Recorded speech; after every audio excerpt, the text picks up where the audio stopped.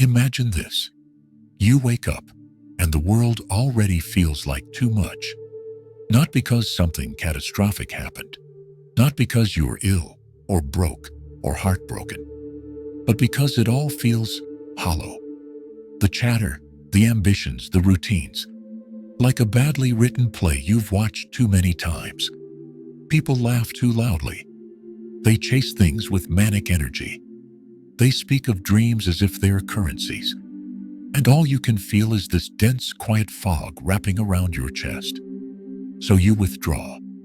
Not dramatically, not in flames and fury, but in silence, a turning away. And here's the question that eats at you.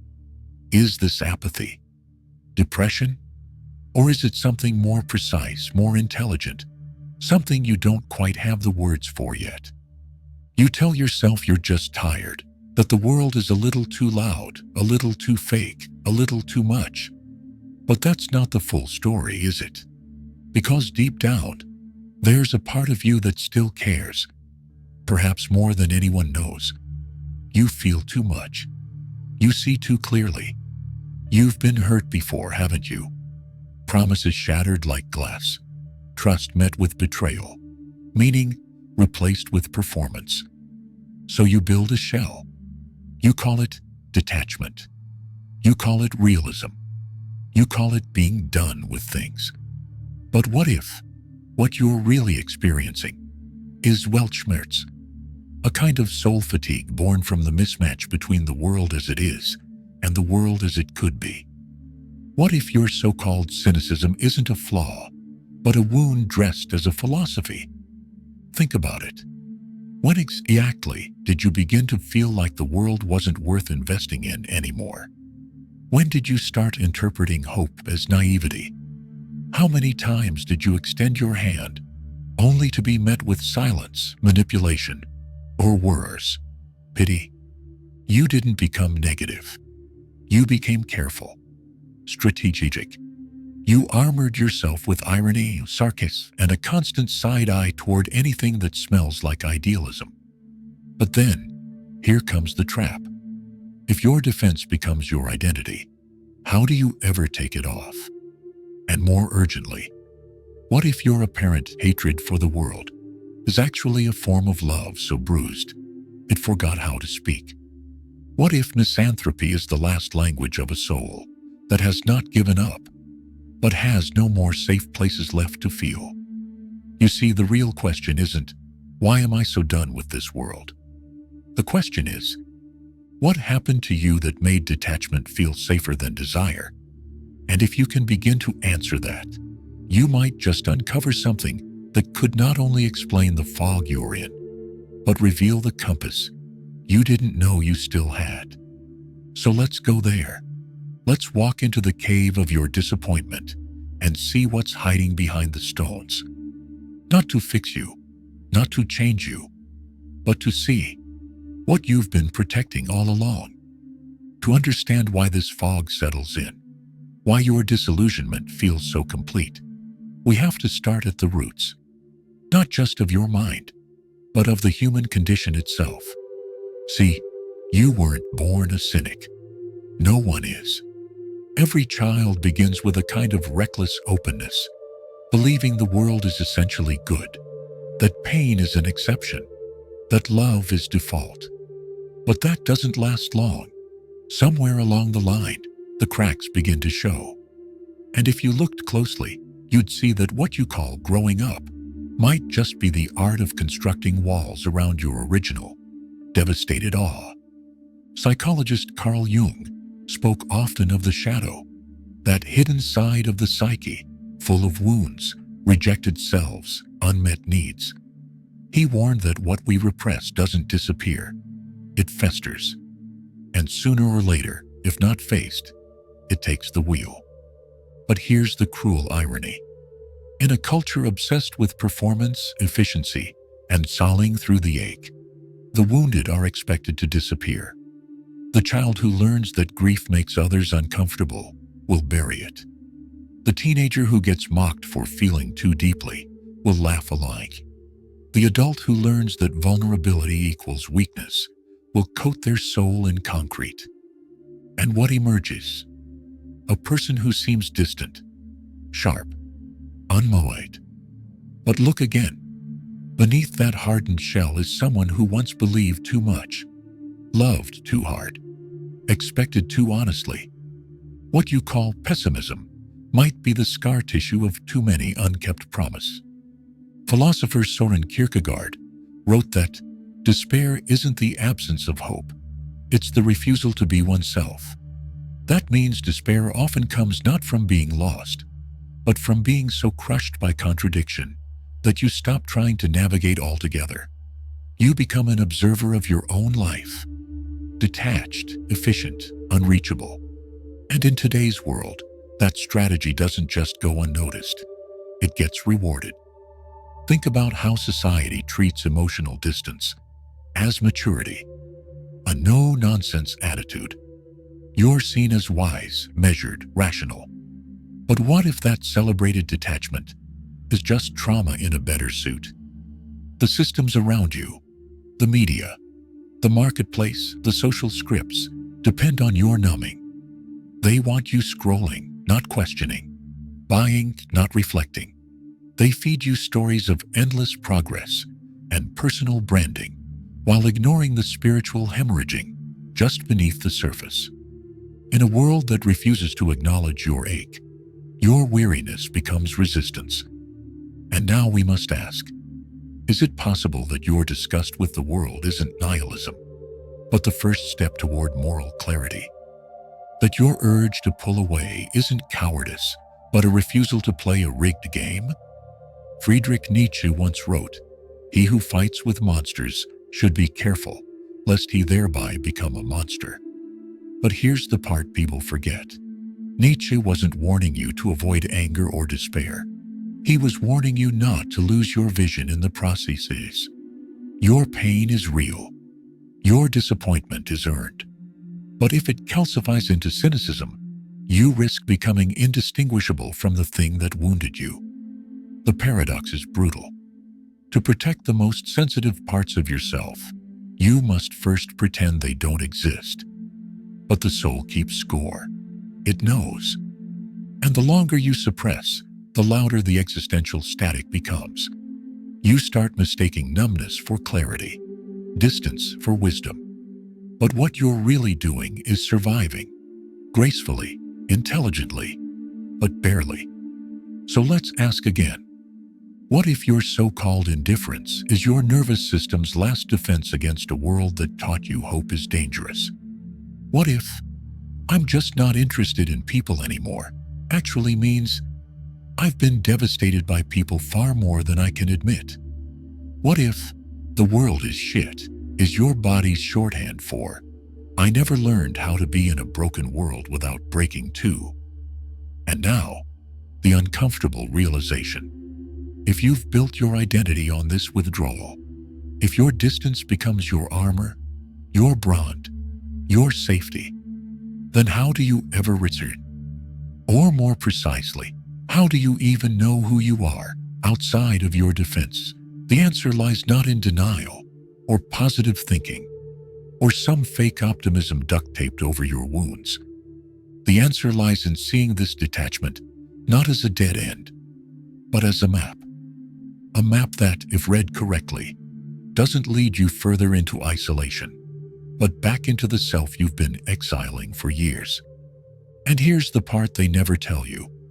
Misanthropy may be grief in disguise, a grief so vast it can only be carried with sharpness. To feel this much, to hurt this much, isn't a weakness. It's a capacity. But what will you do with it? That's the next step. That's the reckoning. And it begins when you stop asking, "Why don't I care anymore?" and start asking, "What would happen if I let myself feel again, without giving the world the power to destroy me?" Here's the part that haunts you, whether you've noticed it or not. The more you detach, the less you bleed. Yes, but also, the less you live. At first, it feels like a relief, like finally silencing a radio that's been blaring static for years. You stop showing up for shallow conversations. You don't chase validation from people who never truly saw you. You disengage from ambitions that once seemed vital, but now feel mechanical. It feels like liberation.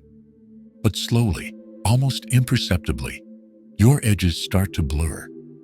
You can't tell if you are protecting yourself or just eating, because that wall you built to keep pain out, it also keeps meaning out. You've become skilled at deflecting disappointment, but you've also numbed your access to awe, to joy, to wonder. The price of invulnerability is sterility. And in this sterile cocoon, life becomes something to manage, not to experience. The scariest part? No one notices is you still function. You still smile when appropriate. You reply to messages, meet deadlines, maybe even achieve milestones. But something essential has gone offline. You begin to perform aliveness instead of living it. That's the invisible consequence of chronic disillusionment. It doesn't show up as chaos, but as compliance. And society loves it, because a numb population is an obedient one. A person who no longer believes in the possibility of transformation doesn't resist. A person who sees every movement, every protest, every dream as doomed before it begins doesn't create, doesn't challenge, doesn't reason. Your misanthropy, the very thing that began as a defense, has now been co-opted. It serves the very machine that disillusioned you in the first place. You've become what French philosopher Michel Foucault might call a docile body, one that's been shaped by invisible systems of power, internalized them, and now replicates them voluntarily. You don't need to be silenced if you've already given up speaking. But let's zoom in further, beyond the societal implications. Let's talk about your relationships. What happens when people try to get close to you, but all they meet is distance? Not rage, not cruelty, just vacancy. Like knocking on a door that's always slightly ajar, but never truly open. They say, "You seem closed off." You say, "Sorry, I'm just private." They say, "You never let anyone in." You say, "People always disappoint." They say, "You don't trust me." You say nothing. Because trust requires risk. And risk requires hope. And hope? Hope got you wrecked the first time. So you don't risk. You don't collapse into anyone. You don't need anyone. But here's the hidden cost. You're always just a few inches from connection. But those inches are lined with barbed wire. And you put it there. Not because you hate people, but because once upon a time, you let someone in, and they didn't just leave. They detonated. So now, no one gets in. And slowly, your life becomes an echo chamber of self-protection. Do you see it now? Your realism has turned relational. Your disillusionment becomes self-fulfilling. The less you trust, the less people show you their truth. The more you pull away, the more the world looks exactly like the bleak place you feared it was. It's not because you're wrong about the world's brokenness. It's because you've stopped giving it a reason to prove you wrong. And what about your creativity? That restless energy inside you, the one that once wanted to build, to write, to paint, to question everything. It's still there, but it's been silenced under the weight of what's the point? Because creating anything, art, relationships, movements, requires faith in some future moment where your efforts will matter. But when you've been burned, when your optimism has been mocked, when your tenderness has been taken for weakness, that kind of faith feels foolish. So you hoard your genius. You bury your questions. You become brilliant in silence. And nothing breaks your heart more than seeing mediocre voices fill the airwaves while yours remains locked behind 1,000 tiny fears dressed as logic. Let's be brutally honest. Cynicism is seductive. It gives you the illusion of power. It makes you feel smarter than hope, safer than vulnerability, sharper than joy. But what it doesn't give you is life. What it doesn't give you is meaning. Because meaning is not found in the certainty that things will work out. It's found in the insistence on showing up anyway. So here you are, a soul disguised as a fortress, a poet disguised as a skeptic, a lover disguised as an exile. And the longer you stay in this in-between space, the more your life becomes a loop. A beautiful, brilliant loop of almosts and maybes and next times that never come. This is the hidden tragedy of the detachment. It doesn't ruin you. It just dulls you. Slowly, elegantly, thoroughly. Until one day you look in the mirror and realize you're not broken. You're just numb. And it's costing you everything. Now comes the real question. If you've spent so long surviving through disillusionment, can you imagine living beyond it? You're not broken. You're not dead inside. You're guarded.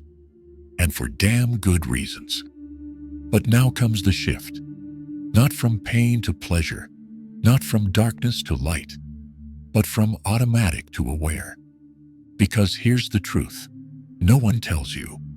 You can keep your armor and still open the door. You don't need to become naive. You don't need to believe in fairy tales. You only need to reclaim the part of yourself that knew how to care before it got shamed into silence. This isn't about healing in the Instagram therapy sense. It's not about positive affirmations or manifesting joy. This is rebellion. Radical, conscious, quiet. A refusal to let the past calcify your future.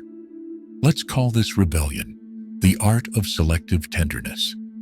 The ability to say, yes, I see the chaos. Yes, I've been betrayed.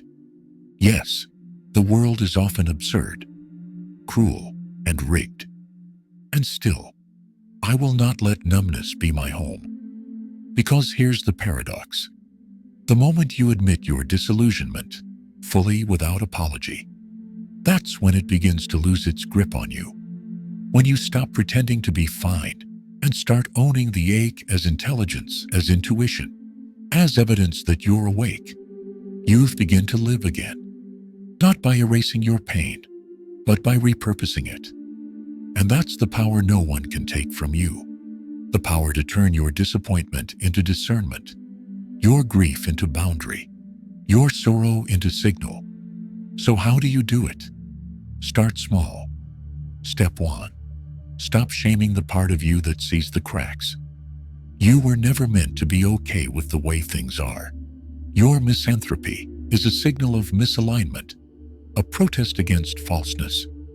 But the goal is not to marinate in that protest. It's to use it as a compass. Because real clarity doesn't come from blind optimism or relentless critique. It comes from tension, the tightrope walk between seeing what's broken and still daring to imagine what's possible. Step 2. Create without permission. The system wants your rage, but not your imagination. It tolerates your sarcasm, but not your vision. Why? Because cynics don't threaten power, but dreamers do. So write, build, sing, sketch. Refuse to let your creativity die in the waiting room of what's the point? Even if no one sees it, even if it's messy, even if you distrust it, create like it's an act of defiance. Because it is. Step 3. Let some people in, but differently. Not everyone, not recklessly, but selectively, thoughtfully. Let connection be a practice, not a default. Let it be slow, honest, uneven. Test the waters. Not everyone is worth trusting, but some are. And when you find them, they don't just restore your faith in people, they amplify it. Remember, the goal is not to be open to everyone, but to be truly open to a few. Step 4. Reclaim language. When people ask how you are, don't say fine if you're not. Say, I'm figuring things out. Say, it's complicated. Say, I'm here. Speak in truths, not performances.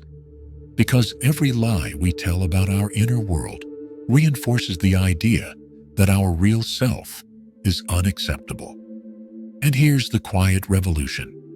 The more honest you are, the more room you give others to do the same. Step 5. Redefine hope.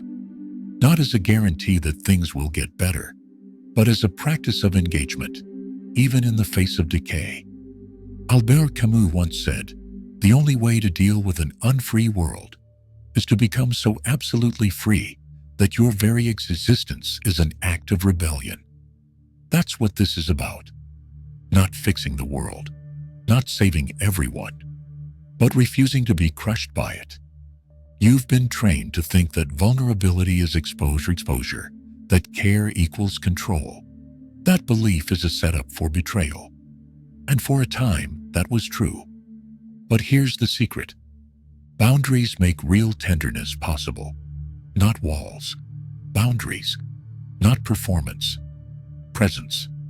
The reason your heart shut down wasn't because it was weak. It was because it was overwhelmed. No one taught you how to hold the weight of this world and still be soft. So now, you teach yourself. You become the person who sees the horror and still writes poems, who knows the corruption and still builds gardens, who understands the depth of cruelty and still makes space for love. This is what it means to live without illusion, but not without grace. And if you want proof that it's possible, look around you. At the artists who never gave up, the activists who burn and build at the same time, the quiet souls who suffer deeply and still offer gentleness in every room they enter. They are not delusional. They are dangerous because they've seen the dark and chose not to become it. You can be one of them, not by erasing your past, but by transforming its residue. Your misanthropy is not your final form. It is your cocoon. And if you stay in it too long, it will become your coffin. So emerge, clumsily, imperfectly, one breath at a time. And understand, your disappointment with the world doesn't disqualify you from creating a better one. In fact, it might be the only thing that makes you qualified. Here it is. The part you've been circling around. The thing you've maybe always suspected but never dared to say aloud. You never hated the world.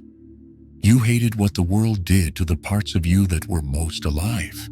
You hated how it punished sincerity, how it mocked idealism, how it chewed up your longing for connection and spit it back as manipulation. You hated how love turned into leverage, how truth became branding, how beauty was bought, filtered, and sold back to you in sterile packages. But hate was never your root emotion. Grief was. Your so-called numbness was not a rejection of life. It was a rejection of a version of life that kept violating your soul. And now the truth. You are not here to tolerate the world. You are here to remake it. Not by saving everyone, not by fixing systems single-handedly, but by refining, radically, persistently, to become what wounded you. This is the final alchemy. Turning your disillusionment into discernment, turning your wounds into wisdom, turning your refusal into a revolution. It begins by understanding that clarity and coldness are not the same thing. You can see the rot and still believe in new roots. You can see the hollowness and still fill your life with sacred intention. You can know the systems are rigged and still find meaning in how you walk through them. What matters now is not whether the world deserves your love. What matters is this. Do you want to live a life that feels like your own? Because you don't need to be understood by the masses. You don't need to be palatable, productive, positive. What you need is to be whole, to belong to yourself more than you belong to your survival patterns. And that means rewriting the contract you've made with life. No more trading depth for safety. No more betraying wonder just to feel wise. No more shrinking your vision to fit into systems you never chose. You are allowed to be weary.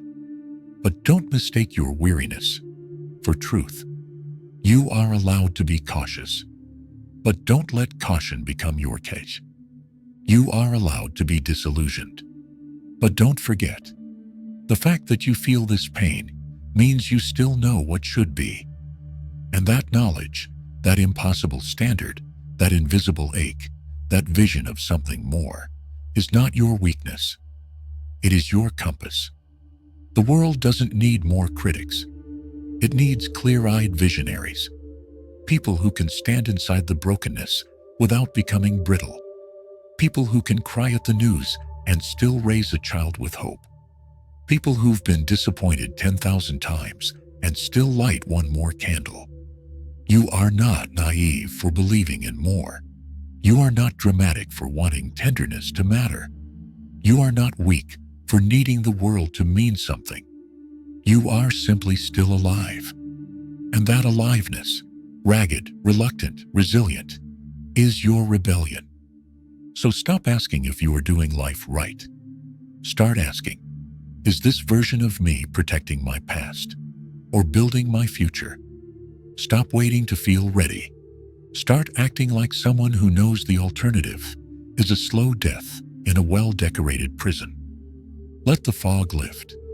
Not because everything is okay, but because you are no longer willing to live as if it never will be. And let this be your final awakening. Your despair was never the end. It was the threshold. And now you cross it. Not with a shout, not with a parade, but with a decision so deep it shifts the tectonic plates of your life. You will live. Not because the world has earned it, but because you have. You who saw the emptiness and didn't flinch. You who carried grief like armor, then had the courage to set it down. You who refused to let pain become your personality. This is your rebirth. Not into someone new, but into someone remembered. The one you were before the world taught you to be small. So go. Feel deeply. Speak clearly. Create recklessly. Love profoundly. And when they call you idealistic, when they say you've changed, when they ask how you still believe, smile. Because you'll know something they don't. Cynicism is easy, but choosing to stay open after everything, that's sacred. That's dangerous. That's power. And that's who you are now. Not a ghost, not a shell, but a sovereign soul, finally come home.